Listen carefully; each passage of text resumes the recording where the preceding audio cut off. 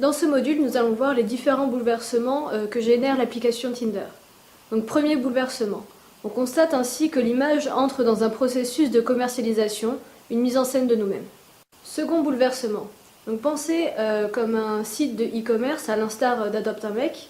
L'application Tinder est manipulée comme un acte marchand quotidien.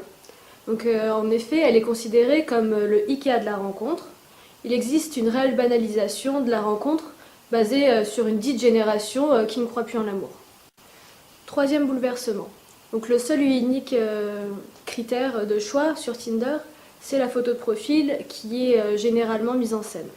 Donc, l'apparence joue un rôle primordial. Or, la réduction de soi au corps va de pair avec une certaine réduction de l'identité. En effet, rencontrer une personne, c'est aussi rencontrer tout un contexte qui est attaché, ainsi qu'une gestuelle que nous ne pouvons pas trouver sur Tinder. Du coup, ça abolit la profondeur de cette rencontre. Quatrième bouleversement. La vie réelle s'est aseptisée et affaiblie. Tinder est un moyen de rassurer son ego en vérifiant son pouvoir de séduction. L'homme, avec un grand H, a un besoin de plaire et de séduire que l'application lui permet d'assouvir, sans pour autant s'engager dans une relation, notamment quand l'utilisateur est en couple. La rencontre, que cherche-t-il vraiment ? Donc, comme nous l'avons vu précédemment, après le premier contact, beaucoup souhaitent passer à une rencontre avec leur affinité. Nous avons donc demandé lors de nos entretiens ce qu'ils attendaient de leur rencontre et si celle-ci avait répondu à leurs attentes. Découvrez leurs commentaires dans la description. Ce qui ressort de leurs témoignages, c'est le fait qu'il y ait une appréhension quant au passage entre la discussion et la rencontre. Il y a un doute sur le fait que la personne correspondra réellement à l'image que l'utilisateur a de la personne.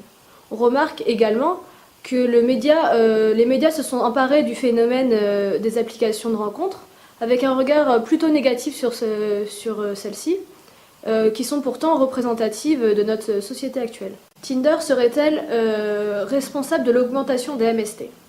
Donc, la première semaine de novembre 2015, la British Association of Sexual Health and HIV publie un rapport disant que les applications de rencontres élèveraient les risques de transmission de MST.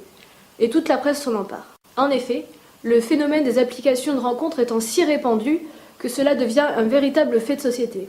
Le sexologue Peter Greenhouse il a fait le constat d'un manque de prévention qui est certain, dont font preuve les différentes interfaces Happn, Tinder, et incitant à multiplier les conquêtes. Marie Costner, qui est donc la directrice du département tendance de la compagnie Tinder, réfute toutes les accusations.